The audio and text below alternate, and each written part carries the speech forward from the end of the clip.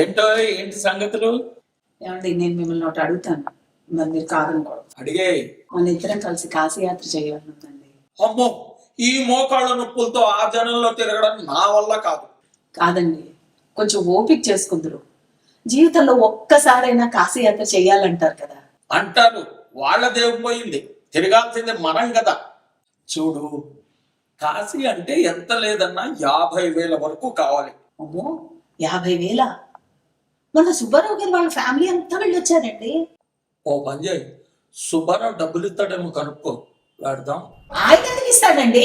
మరి నాకు రోజు కాశీ వెళ్ళినట్టుగా, ఆ శివుడు పిలుస్తున్నట్టుగా కలుస్తుందండి. నిన్ను పిలుస్తున్నది శివుడు కాదే, తీర్థయాత్ర బస్సు ఓనరు. నా మాట వినండి, వచ్చే జన్మంటూ ఉండదు, మోక్షం వస్తుందండి.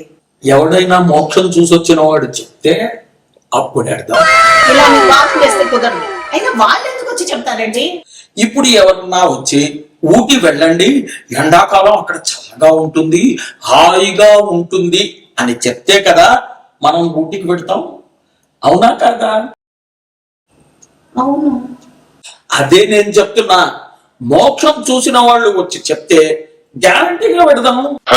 ఒకవేళ మనం అక్కడికి వెళ్ళిన మోక్షం కనపడకపోతే అవును, హాయిగా మన ఇంట్లో కూర్చొని కాఫీ తాగుతూ టీవీలో కానీ ఖర్చు లేకుండా కాశీ రామేశ్వరాన్ని చూడొచ్చుగా.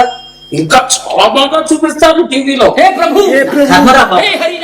భక్తి అనేది మనసులో ఉండాలి.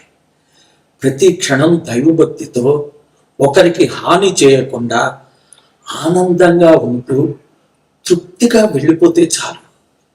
ఇక్కడే మనకు మోక్షం దొరుకుతుంది. దాన్నే సూక్ష్మంలో మోక్షం అంటారు.